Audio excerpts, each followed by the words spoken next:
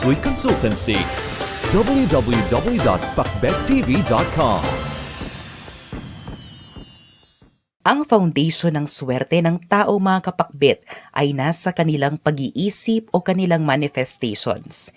Kapag mataas at desidido sila sa lahat ng kanilang mga minimiti sa buhay, matutupad nila ito. Sila ay magkakaroon ng swerte at pagtaas ng yaman.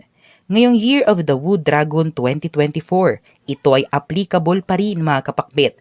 Mataas ang transformative energy sa nasabing taon kaya hindi na nakakagulat kung maraming magbabago sa aspeto ng ating buhay. Halimbawa, sa mga paraan para mas tumaas ang swerte at yaman nyo ngayong 2024 mga kapakbet ay sa tulong ng aking mga babanggitin. Tandaan, nasa mindset natin ang susi kung tataas ba ito o ito ay magbabago ng hindi maganda pa. Una, tignan ang kasuotan. May papel ang kasuotan mo sa 2024 mga kapakbet sa pagtakbo ng iyong yaman at swerte. Kung ito ay taliwas sa inyong manifestations, hindi ito magbibigay ng swerte sa inyo, lalong-lalo na ang mga damit na may negative meanings. Kaya naman, kung sa 2024 mababa at sa tingin mo minamalas ka na, subukang baguhin ang estilo ng damit at pati na rin ang ayos ng sarili. Ikalawa, yakapin lamang ang mga masasayang pangyayari o events sa buhay. Positivity attracts luck and wealth mga kapakbet. At kapag negativity naman, kamalasan lang ang dala at ibibigay nito sa inyong buhay. Kaya naman ngayong 2024, yakapin lamang ang mga masasayang pangyayari o events sa buhay nyo. Itapon ang mga negativities. Kapag masaya ang mga tao, malaki ang tsansa na masaya rin ang lahat. Kaya spread love para sa swerte at yaman. Ikatlo, magbasa at makinig. Kapag ikaw ay nagbabasa at nakikinig mga kapakbet, ikaw ay nakakakuha ng karunungan na makakatulong upang palakasin ang iyong mga manifestations sa buhay. At ito rin ay makakatulong upang magkaroon ng good aura na siyang susi o isa sa mga paraan upang tumaas ang luck energy nyo lalo na sa 2024. We have crossed one more milestone. It's only the beginning. Visit our new store Kapakbet.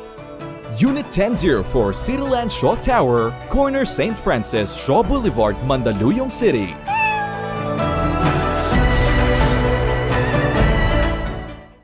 Ikaapat, pagbutihin mo ang iyong feng shui. Isa rin sa epektibong pamamaraan para tumaas ang swerte at yaman mo kapakbet ay sa tulong ng feng shui. Binabalanse ng feng shui ang enerhiya sa paligid upang makalikha ng favorable chi para sa ikauunlad nyo. Kaya naman, ngayong 2024 mga kapakbet, mag-focus kayo sa feng shui. Para sa mga libreng feng shui tips, bisitahin lamang ang aming Facebook, YouTube at TikTok accounts. Ikalima, magsuot ng lucky charms na naaayon sa iyong Chinese zodiac sign. Isa sa mga recommended ng mga feng shui masters ngayong 2024 mga kapakbet upang tumaas ang inyong yaman at swerte ay sa pamamagitan ng pagsusuot ng mga lucky charms base sa inyong Chinese zodiac sign. Para sa inyong lucky charms, panoorin ito sa aming YouTube channel. Ika-anim, magsuot ng gold or silver ring. Kung gusto mo naman makakuha ng swerte, pagdating sa trabaho kapakbet, magsuot ka ng gold or silver ring sa inyong ring finger. Para sa mga lalaki sa kaliwang kamay at para sa mga babae sa kanang kamay.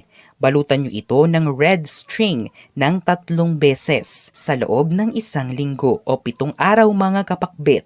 Pagkatapos ng 1 linggo, mapapansin mo na unti-unti nang tumataas ang inyong swerte. Pwede ang singsing na wealth and wisdom gold ring at yellow sambalas sa wealth silver ring. Bisitahin ang aming Shopee, Lazada at TikTok shop para sa mga nabanggit na singsing. Kung ikaw ay determinado sa buhay, sigurado kapakbet na tataas ang inyong swerte at yaman at matutupad lahat ng mga manifestation mo sa buhay. Kung isa kang tao na wala namang ginagawa upang makakuha ng swerte at umaasa lang sa iba at sa mga lucky charms na meron ka, tiyak na walang mangyayaring pagbabago sa buhay mo. Tandaan na ang 2024 ay puno ng surprises, baka magulat ka kapakbit. Kaya naman, kung nagbabalak ka na pataasin ang iyong suwerte at yaman sa Year of the Wood Dragon 2024, pinapayong sundin ang mga sumusunod. Ang mga interpretasyong ito ay pawang gabay lamang. Nasa sa atin pa rin ang desisyon at tayo pa rin mismo ang may hawak ng ating kapalaran. Huwag po nating kalimutang magdasal at manalig sa may kapal. Hinding-hindi niya po tayo pababayaan. Huwag kalimutang mag-subscribe, i-like at i-share ang videong ito sa inyong kapamilya at kaibigan.